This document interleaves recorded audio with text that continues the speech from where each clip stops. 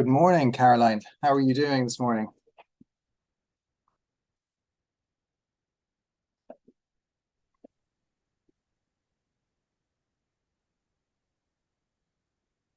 Can you hear me? I can indeed. How are you? Perfect. Good, good, good. We have CDS here today, and is it ADM? Yes, we do. Okay, so good morning, students. Nice of you to join. I know it's a Friday morning and it's 9 o'clock, so your attendance is much appreciated. Ken, do you want me to talk them through the presentation? Yeah, no, that would be great. We'll just introduce ourselves. Yeah. My name is Kenneth Ray, and I work closely with Caroline McKenna Cooper here on the call this morning. Caroline shares coordination of the project with myself and is director of adult education here in the college. A very exciting program here for Erasmus Plus for this year, and I hope students can become involved. So, Caroline, I'm going to hand over to you. I think you can control the screen from your Yeah. mouse. I think Yeah. that's the way that I'll try to admit some students as we go along. Okay, perfect. That'd be good. Okay. All right. So, good morning, everyone. I'm, as I said, Caroline, and you'll be seeing me over the next couple of months if you decide to apply for Erasmus Plus.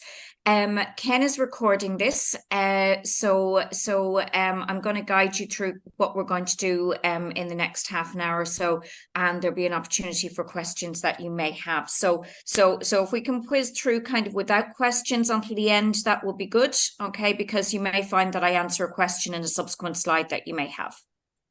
Okay. So sorry, just trying to change slides here. Okay. So as I said, this is going to be recorded and made available to all attendees.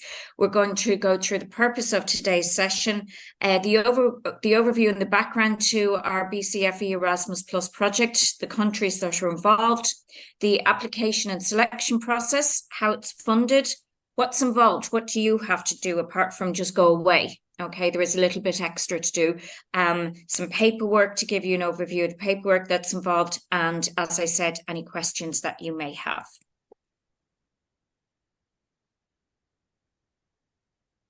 Okay, so just to give you an overview. Sorry. Ken, could you possibly change the slides because I'm glitching here a bit? Yeah, no problem at all. Yeah. Okay, so just to give you an overview, so we have one of the biggest projects in City Dublin Education and Training Board.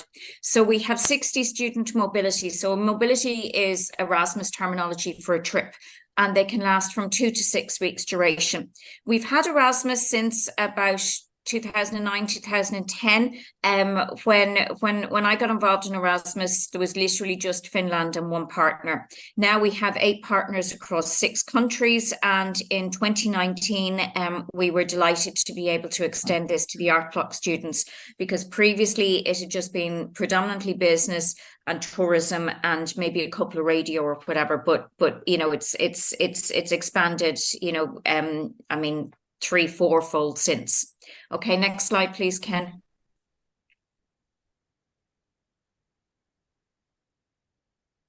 Okay, so our national funding agency is Lergus. Okay, and we were given accreditation and charter status in 2017, which means that we have a high quality project. Currently, Lergus is our national funding agency, so the EU money gets sent to Lergus in Dublin, and it is available up to level 6 students in the college only. So here's an overview of the destinations and the countries involved. So there's Finland, which is Helsinki and Kajaani, predominantly Malta. The Netherlands, the students usually go to Utrecht. Spain is Alicante. Portugal is Faro and Algarve, and Germany is Trier. What I have to caveat at this point is that the BCFE project was nominated for Best Erasmus Project this year. We were robbed on that, but anyway, here's to next year maybe. And our project is bespoke every single year. So every single year it's different. So you know, the nature of mobilities change from year to year as to the destinations, the timing of the trips, etc.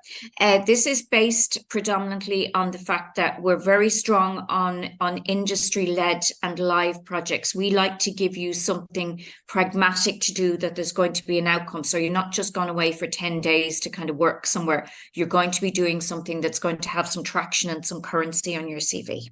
Okay, next slide, please.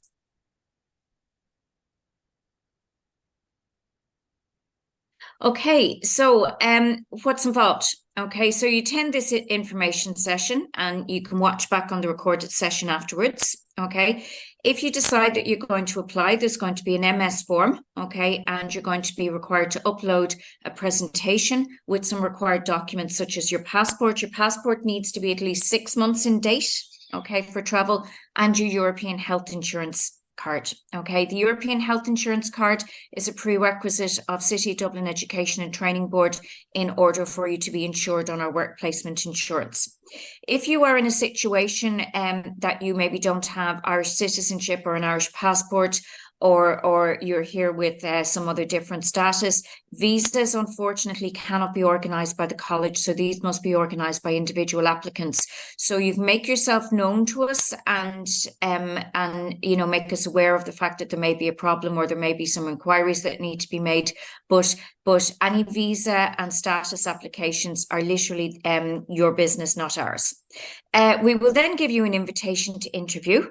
Okay, you will be advised of the destination that's of the decision. Okay, and then we will give you an invitation to a meeting, and we will answer your questions about the destination and the project that's involved. Okay, what I have to say is that because it's quite a big project and there's 60 students involved, there's also a number of staff involved, because staff can go on mobilities. You don't get to pick where you're going.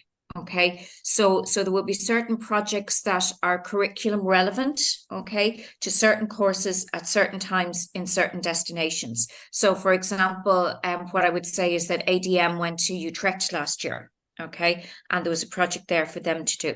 CDS, for example, went to Helsinki, the same scenario again. Okay, and there was a project there for them to do. Okay, next slide, please, Ken. Okay, so how we fund it. Okay, so you're probably aware that you get some money for this. So BCFE and City Dublin Education and Training Board receive project funding every year from Lergus. Okay, however, participants are expected to do what's known as co-fund in relation to the subsistence costs. Okay, so we do pay your flights and we do pay your accommodation. Okay, and you will get some money in relation to subsistence for your day-to-day living. But, you know, it's probably not going to be 100% of what you need, or if you're going to go kind of on a big shopping spree or whatever, we don't pay for everything. We give you enough to live on. And the rate that you get to live on is based on international rates and the cost of living in particular destinations. So you will find that destinations vary in relation to the amount of money that you get. It also depends on the cost of your flights and your accommodation. The funding model is loosely predicated on you get 2 days travel and then the number of days away. Now, here's where we get to the important stuff that you need to know. You have to do a minimum of 10 working days away, okay, on any placement. As I said on the previous slide, some of the placements are between 2 weeks and 6 weeks, okay? 2 weeks really means at least 12 days because you've got your travel days, okay? The magic piece of paper must come home to say that you have executed 10 working days, okay? Otherwise, you are liable for repayment of the whole cost, okay, of the mobility, which is your flights, your accommodation, and your subsistence. And normally, you know, you're talking about kind of €2,000 to €3,000 a head here per student. As I said, BCFE will pay for flights and accommodation. And this year, participants will electronically receive subsistence into their bank accounts. We'll need your bank account details from you prior to departure. This is new for CDE2B because normally it was a check, but we're going, you know, kind of like more paperless now from this year. So you're going to receive it into your bank account. Next slide, please, Ken. Okay, So as I said, the placements are bespoke. Okay, every year it's different depending on the projects and the destinations. So some employers, especially in the more technical areas, may ask you to present your portfolios to them prior to the placement. After the acceptance of your placement, last year, Ken and I decided to put in place 2 briefing meetings. So we give you a cultural awareness briefing meeting and answer maybe some other questions as to the placement and specifics about the placement. And that is attended by you, and Ken and I also attend. Okay. The second briefing meeting that you have is when you sign the paperwork with us. So accepting the place means that you have also accepted the terms of refunding and that you have committed to travel at this point, and that if you don't commit, if you have committed to travel and you don't travel and we have booked travel on your behalf, you may be liable for repayment. Meeting 1, as I said, is cultural information, some maybe more placement information, and another opportunity to ask questions, because we want you to be as fully in control of this process as you can be, and we are fully open to answering any questions. The answering of questions isn't just down to, you know, when you come to a meeting or whatever, or this information session today. You can ask your coordinator a question. If they don't know, they can direct you to me, and I'm happy to answer any questions by email. There's a couple of Carolines in the college. I'm the one with the insanely long email address and the double barrel. Meeting 2 then is the signing of the paperwork. There's a contract, a learning agreement. We give you your travel itinerary. We go through the arrangements with you for the day of travel, such as meeting in the airport. And what I would say is that on all mobilities, okay, there will be an accompanying teacher going with you and staying for a week to settle you in. And then the second or subsequent weeks, you're there by yourself. Post-placement, you have to fill in an online questionnaire, and this is from Lergus. Okay, next question, next slide, please. Okay, so in relation to travel, as I said, at meeting 2, we will give you the information about travel, where you're meeting, what, you know, you'll know your accompanying teacher in advance, and you travel on the designated flight, having met at the designated time with the other participants. As I said, the accompanying teacher will stay 1 week. You arrive at your accommodation. Your accommodation is shared accommodation, so you will be required to share your accommodation with another student. What we usually advise is that day 1, when you're there, kind of that you try to find your bearings and plot your route to where you're supposed to be the first day. You have to do a minimum of 10 days. The placements may vary in duration depending on the placement and the employer. As I said, there's a liability to repay the entire amount if less than the required days for each specific mobility is executed. Force majeure is possible. This is coming home in exceptional circumstances, okay? And it's not guaranteed, and you're still on the hook for the money until Lergus approves any force majeure. Force majeure does not cover homesickness. It does not cover, you know, kind of the fact that you don't like who you're there with, you know, or you've had a hissy fit about something. It really only covers a close relative dying or severe illness on your behalf, and you know you do actually have to have medical certs, etc. So force majeure is not guaranteed. So please do not consider Erasmus if you think that you're going to be homesick or anything like that, because homesick isn't an excuse to come home. Okay, next slide, please, Ken. That is the final slide. Oh, okay, very good. And okay. Actually, thank you, Caroline. Thank you very much. That was a very good sort of overview. Detailed overview with the students here online. Just to reiterate what Caroline has said, I mean, places on this program are limited. So we get about 60 odd places for students. So there is an application procedure which will be sent out to individual groups over the next coming weeks. What I would say to you is that put time into your presentation. Ensure you have your documents, including your passport and your European health insurance card. Your passport needs to be 6 months in date, and your European health insurance card needs to be up to date. So perhaps that's something you could look at now rather than later. It is a commitment. You are going abroad to different countries, like you could be going to Finland. Again, you don't, as Caroline says, you don't get a choice. You could be going to Germany, you could be going anywhere, but it is a good commitment, and there is a 10-day commitment in it. It's a great opportunity. I went as an accompanying teacher to Utrecht in June with some art students from the art portfolio course, and it was a fantastic opportunity for them.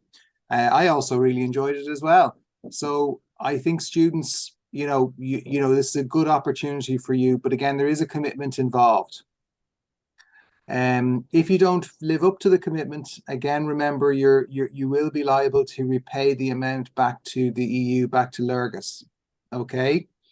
So I mean, Caroline, your experience, you've been on quite a number of Erasmus sort of mobilities over the years, and you've seen students benefit from them. So I mean, it is a fantastic Oh yeah, I mean benefit.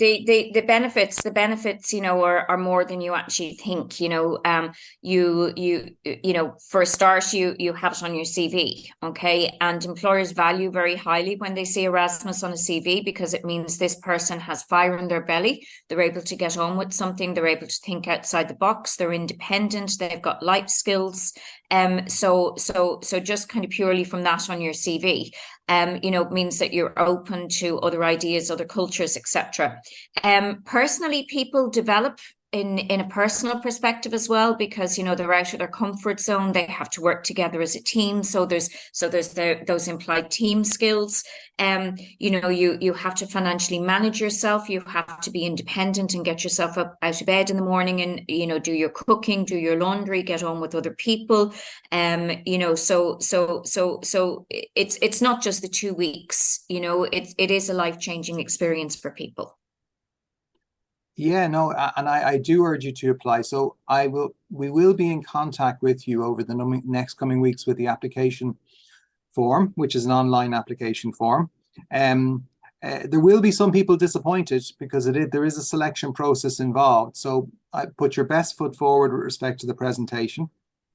And I suppose there has to be people that do get places and people who don't get places. But I suppose it's do your best, and the selection process is a very fair process. Okay. And again, get your documentations, make sure your documentation like your passport and you have your European health insurance card in advance, and you're not looking for it later. Okay. And as well, if there are visa issues, you need to sort those or make yourself known to us in relation to visas. Can I ask if anybody has any questions at this point? Okay, well, Revolut, no, you cannot use Revolut for your bank details. You have to have an Irish bank account because we're a public body, so it has to be kind of a bank in Ireland. I think I'm correct in saying that, Ken, aren't I? You are absolutely. It has to be a bank in Ireland that you use. Revolut won't work. Revolut, I think, is in Latvia or somewhere. So because we're a public institution, we're subject to audit, so it must be an Irish bank account.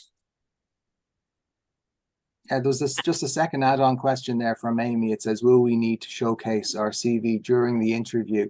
Well, when we're doing the selection process, you will have to showcase yourself.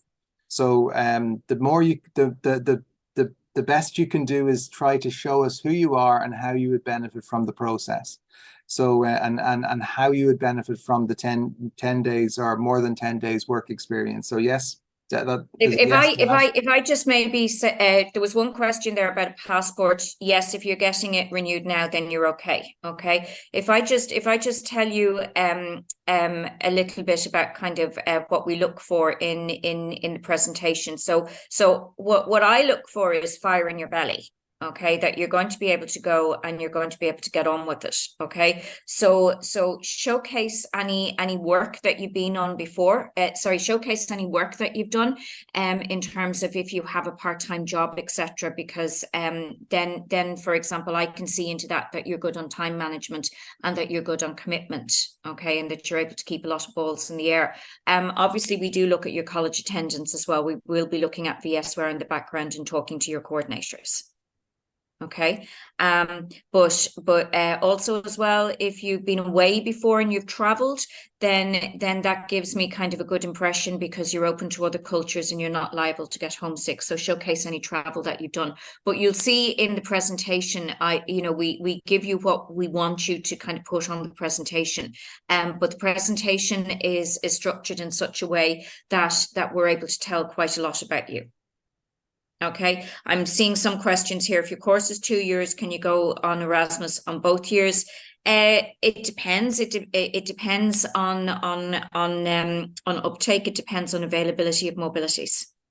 Okay, Ken, can you see the other questions there? Do all students who go on Erasmus have a place in an internship, or will we have to have at least some form of work placement? Everyone has a work placement. Okay, for art students, it varies. Okay, so ADMs, for example, have a brief that Bridget sets, and you have to produce 2 pieces, and then we exhibit those pieces. Illustration students, are we illustration in this meeting? Yes. Yes, illustration. We have a really exciting project for you in Dinlart Elwa in Malta. Okay, and that'll be happening in June this year. And you are creating some illustrations for them to have some merchandise there, the Maltese National Trust. Okay, so the merchandise may be kind of that you're making illustrations for a tote bag, or maybe a diary or something like that. We're still setting up what merchandise you're going to produce. Okay, MPH1 is a new course. So MPH1 photography. I don't have anything strictly speaking at the moment. If you're here on a study visa, do you have to get a study visa for the country or a visit? That is a visa issue for a particular country, and each country has different visa rules. So you need to sort that out yourself in relation to which country is designated for your particular course. I suppose kind of if I just give an overview of kind of the roadmap and kind of who's projected to go where in terms of courses, it might answer a lot more of these questions. So the first mobility that is expected to go is logistics in February. Okay, I have some radio placements. Okay, there is one in Malta in February, and I'm working on the others. Okay, so everyone has to work. Okay, all classes are not separated out. So ADM, for example, will go on one trip in June to Utrecht. Okay, then AIH will go on one trip to Malta. Okay, then we're looking at some content creation going to Portugal with maybe some radio or some journalism, and there's some content creation going to Malta in June as well. They're going to be on the same project as the illustration students. So that's an overview of the type of trips that are currently being planned. Okay, Ken, are there questions there I've missed? The just 2 there. CDS can go, yes. That yes, ADT. CDS are planned to go to Helsinki in June.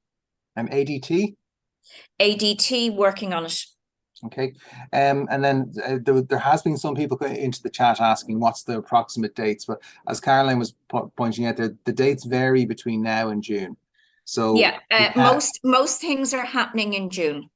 Okay, so logistics is going in February. I don't think that concerns anybody here. Okay, content creation and illustration is definitely June. CDS is definitely June. ADM is definitely June. ADT will probably be June. And radio, there will be a mix between, I think there's one radio placement kind of potentially in February, and the others would probably be June or Easter. And graphic design has come in there. When is graphic design going? June, Helsinki. Okay. Yeah. Helsinki, okay. Any more questions? Actually, somebody said, does every class go together, or are they all separate? No, ADM will go as one group. The people who are selected from ADM, for example, will go on one trip. Okay, there may be kind of some slight splits in radio. Radio might be going kind of at a couple of different times, because the radio placements are quite bespoke and hard to get. So I have to get what I can get when I can get it. And I think that's all the questions for now. I'd like to thank everybody for joining us this morning, and thank Caroline for putting together the very detailed presentation. We will be putting out the application form to each group soon. Some groups will get it faster than others, because obviously some groups are going out in February. And I urge you to apply, and it's a great opportunity. Now, I'm going to be sharing the video of this with everybody, people who aren't here, so people can view it. And thanks to everybody. Any final words, Caroline? No, I'm just putting a message in the chat saying that I'm looking forward to meeting everyone at interview. And thank you so much for attending. Well, with that, I thank everybody. Have a great Christmas and a Happy New Year. Happy and Christmas. We will see you on the other side. Thank you very much. Thanks very much, everyone.